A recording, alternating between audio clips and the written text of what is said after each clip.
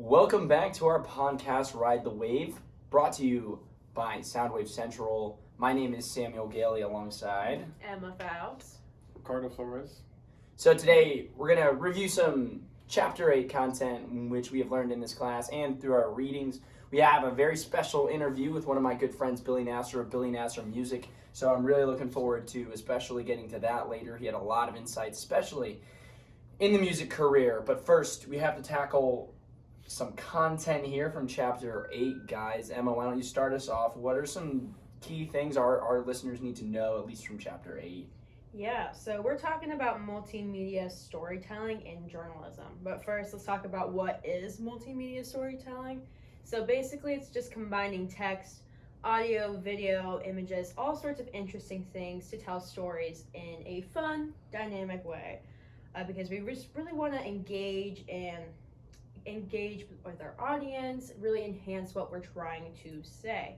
And this works really well in journalism because you want to really communicate like complex stories that are interesting to look at. You learn a lot from it, and you can just reach a lot of audiences across all platforms because you can put it on your social media, you can put it on your website, you can do a podcast. Lots of cool things that you can do with doing a journalism story and using multimedia elements.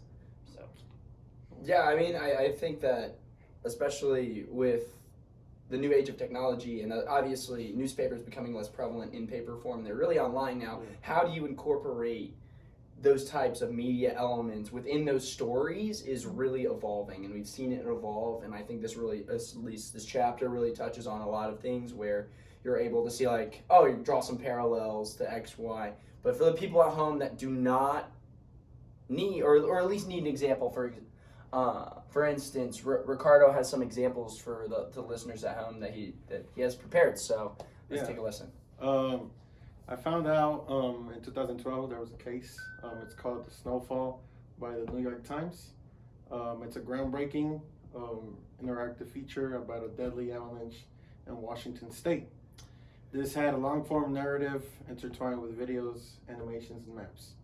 There's also a Firestorm by The Guardian in 2013. It had videos, sound, photography, and it had intimate storytelling combining written narrative and multimedia. We also have The Outlaw Ocean by Ian Urbina in 2019. Investigative reporting on lawlessness in international waters. Accompanying video and photos captured the danger and isolation of the high seas. So we can see that most of these things need videos and photos along with the narrative and everything that is being told in the story. I know before we started this podcast, or at least this episode, Emma and I were briefly talking about National Geographic and how they cover stories because she really enjoyed.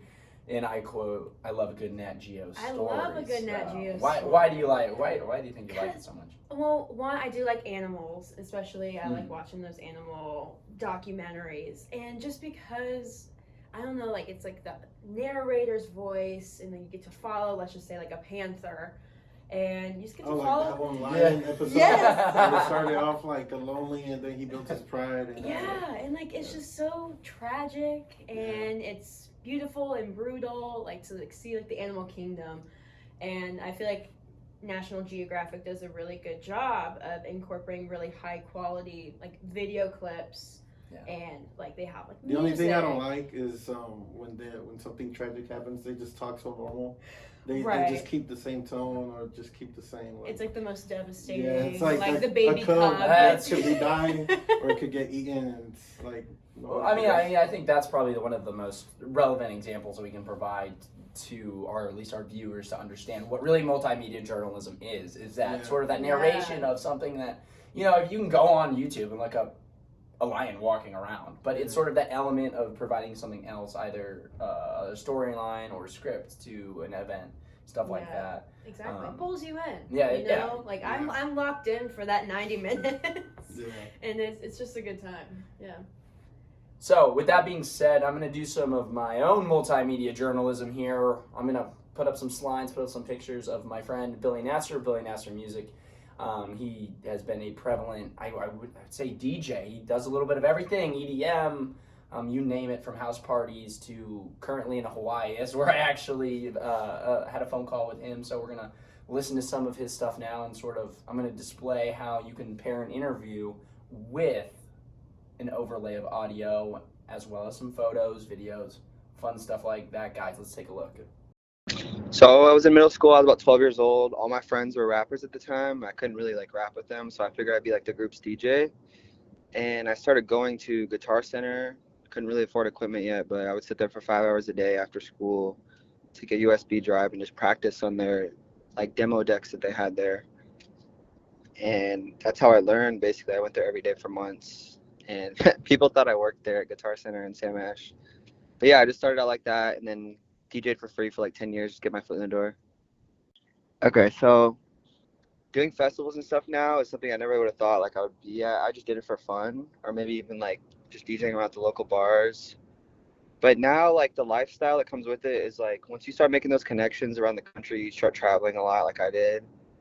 It changed because I'm able to go to like so many different cities now. I could basically fly to Hawaii, get some gigs, fly to Cali, New York, Miami, Houston, like go anywhere now, and like it's a way to make a living. And like I'm pretty established now, so if I show them my resume, like as long as you give them like a week or two heads up, like anywhere would take me pretty much now. Compared to when I first started, it was like just Indiana University or like house party. Like bro, I was doing a lot of house parties in the beginning.